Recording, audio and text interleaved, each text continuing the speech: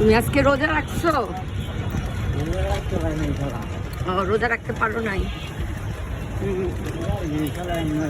হ্যাঁ, রিক্সা যেই রোদ করছে। ঈদ করবা কই? ঈদ করবা কই?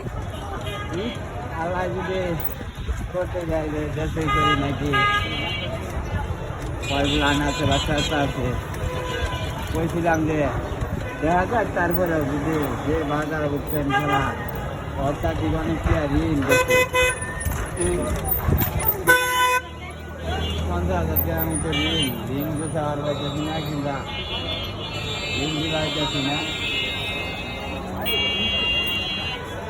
ঋণ হতে পাইতেছি না। বাজারও ভালো না, কাজ করতে পারি না, কাম কাজে এত ভালো না।